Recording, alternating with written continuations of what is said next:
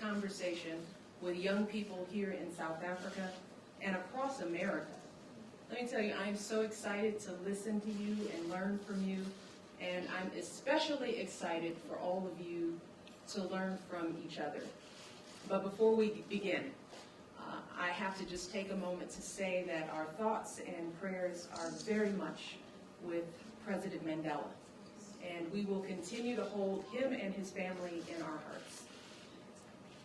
Now I want to start by thanking Sizwe for that very kind introduction and for moderating today's discussion. I'm thrilled that he could be part of this event, and it's wonderful to meet you. But most of all, I want to thank all of you for joining us here in South Africa and from across the United States of America.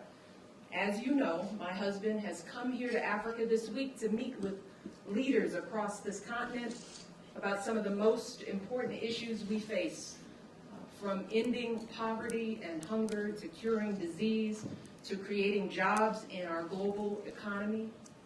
And that's really why I wanted to meet with young people like all of you today, because all of you are such a vital part of that very conversation.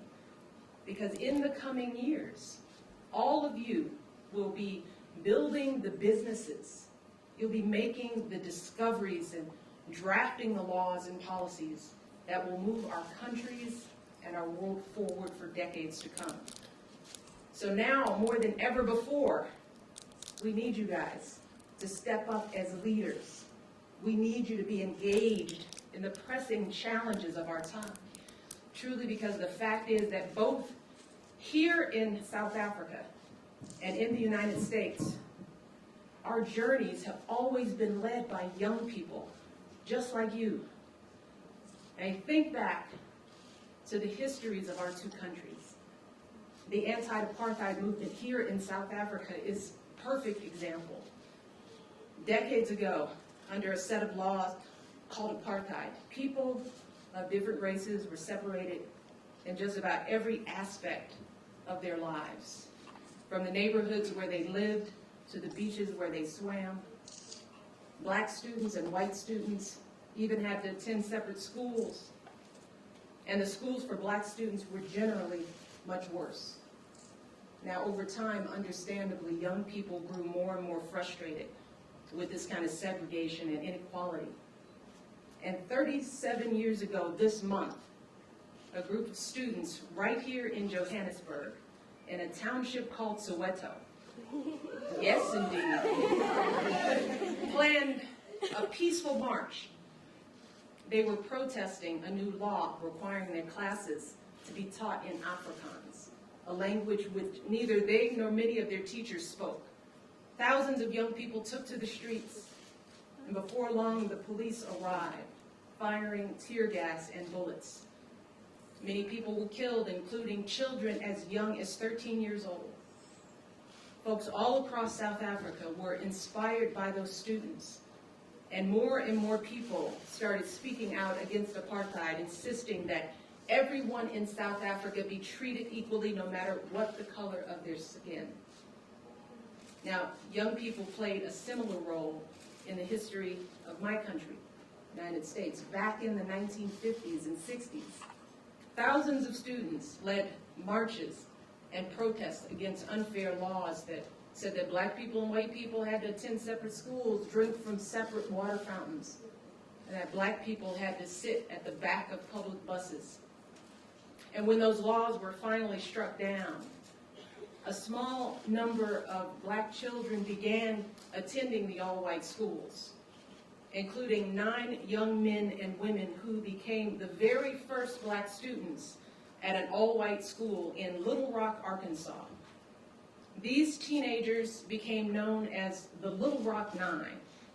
And when these 9 young people showed up for their first day of class in September of 1957, they were met by an angry mob of people who didn't think that black children and white children should go to school together.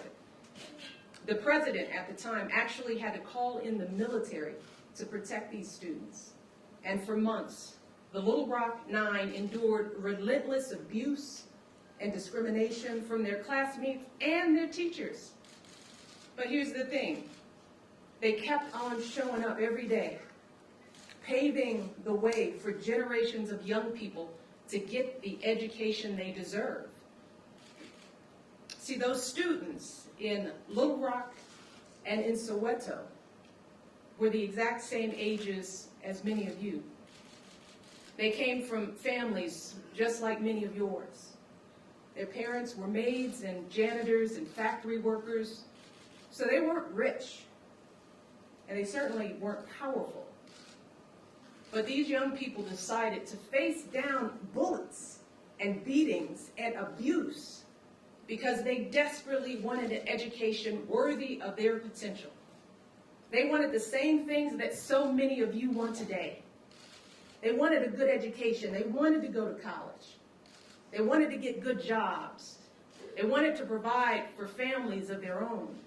And by taking a stand to change the course of their own lives, they changed the course of history. And today, all these years later, see, so many of us are still benefiting from the sacrifices they made. I know that I stand here today as First Lady of the United States of America, and my husband is president because of those 9 young men and women in Little Rock, Arkansas.